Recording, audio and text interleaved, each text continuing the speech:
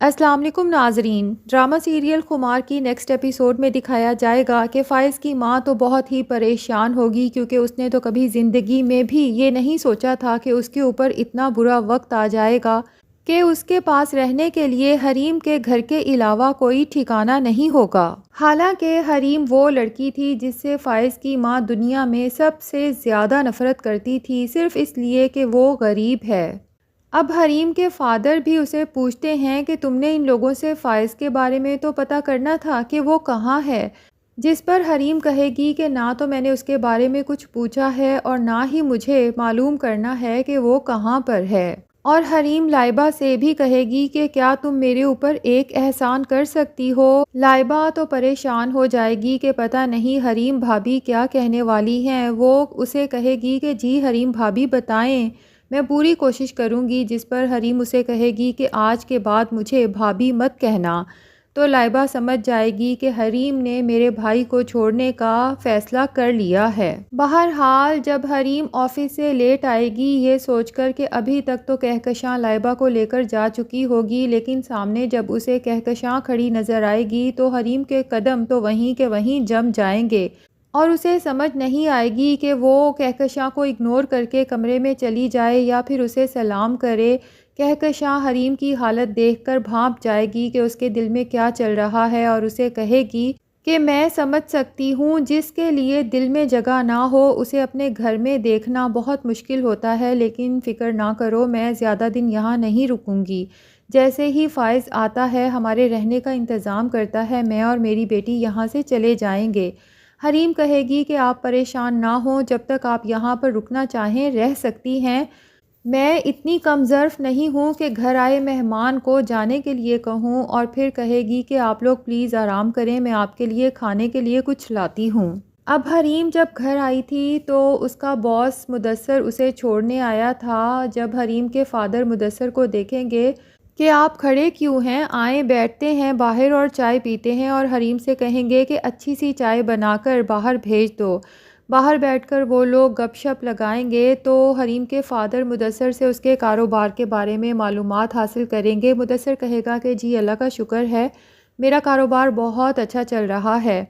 سب میری ماں کی دعاؤں کا نتیجہ ہے۔ تو حریم کے فادر کہیں گے کہ اس میں تو کوئی شک نہیں کہ ماں باپ کی دعائیں انسان کو کہاں سے کہاں لے جاتی ہیں۔ اور اس کے بعد مدثر سے کہیں گے کہ کسی دن اپنی والدہ کو بھی یہاں لے کر آئیں۔ اب اتنے میں کہکشاں کو کوئی کال آتی ہے، حریم ان کے لیے کھانا لے کر آ رہی ہوتی ہے کہ کہکشاں ایک دم سے پریشان ہو جاتی ہے کال سنتے ہوئے اور کہتی ہے کیا، کہاں، کب پہنچے، کس ہاسپٹل میں؟ حریم تو جب یہ سب سنتی ہے اور کہکشاں کے چہرے سے ہوائیاں اڑتے ہوئے دیکھتی ہے تو اس کا تو دل بیٹھ ہی جاتا ہے اور قدم بھی وہیں پر رک جاتے ہیں کہ پتہ نہیں کیا ہو گیا ہے۔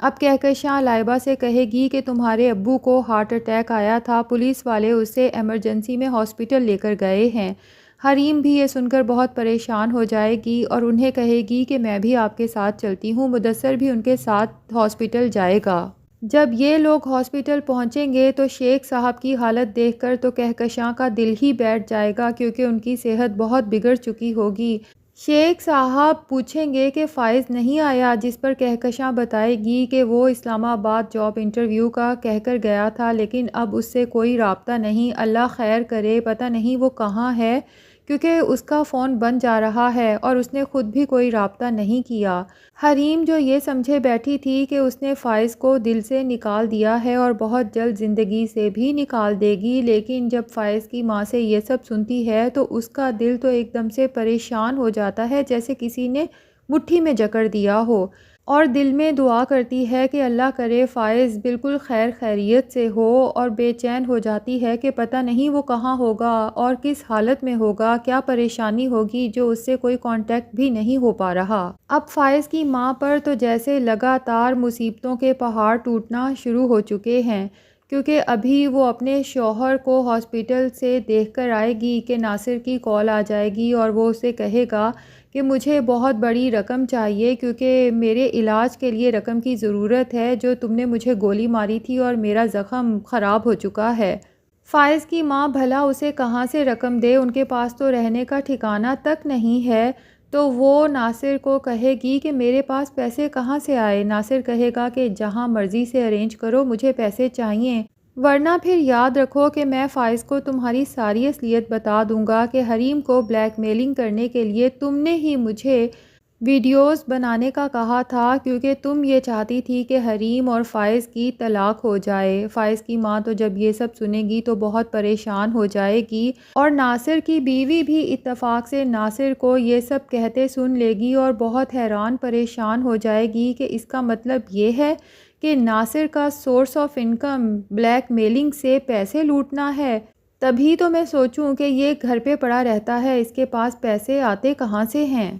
دوسری طرف فائز کو بھی ڈاکٹرز نے کہہ دیا ہے کہ اب اس کی حالت کافی بہتر ہے، وہ اگر گھر جانا چاہے تو جا سکتا ہے۔ تو لگتا تو یہی ہے کہ فائز جب اسلام آباد سے واپس آئے گا تو اپنی ماں اور بہن سے کانٹیکٹ کرنے پر اسے پتہ چلے گا کہ وہ حریم کے گھر پہ ہیں۔ وہ سیدھا حریم کے گھر پہ آئے گا اور پیچھے سے ناصر بھی وہاں پہنچ جائے گا۔ اس کے بعد ناصر فائز کو اس کی ماں کی ساری حقیقت بتا دے گا، اور فائز تو یہ سن کر حیران رہ جائے گا کہ اس کی ماں ہی اس کی خوشیوں کی دشمن نکلی۔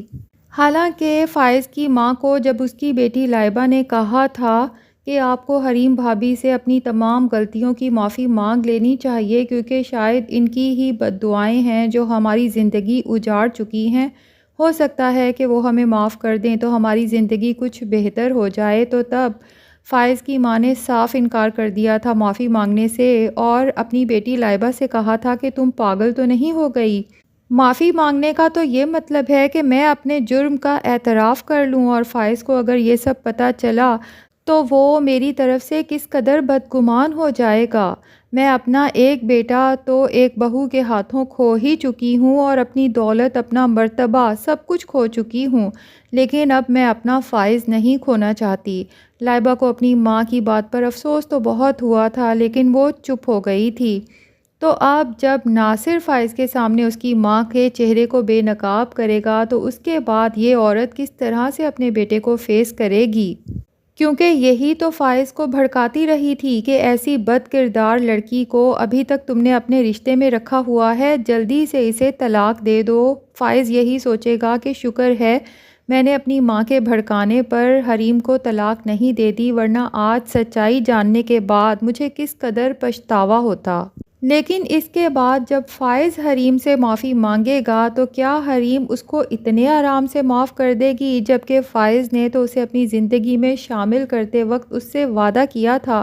کہ وہ ہر خوشی غمی میں حریم کے ساتھ ہے، ہر مشکل میں اس کے ساتھ کھڑا ہوگا، کبھی اسے تنہا نہیں چھوڑے گا۔ لیکن جب اس کے کریکٹر پر بات آئی تو فائز نے سب پر یقین کر لیا اور حریم کو ایک دفعہ بھی اپنی صفائی میں کچھ کہنے کا موقع نہیں دیا، اور انہی ٹینشنز کی وجہ سے حریم نے اپنی زندگی کی سب سے بڑی خوشی، اپنی اولاد کو بھی کھو دیا۔ تو کیا حریم اتنی آسانی سے یہ سب کچھ بھول کے فائز کو معاف کر پائے گی؟ تو ناظرین، آپ کی اس کے بارے میں کیا رائے ہے؟ کمنٹ سیکشن میں ضرور بتائیں، اور اگر ابھی تک آپ نے ہمارے چینل کو سبسکرائب نہیں کیا تو بھائی دیر کس بات کی ہے، جلدی سے چینل کو بھی سبسکرائب کر لیں۔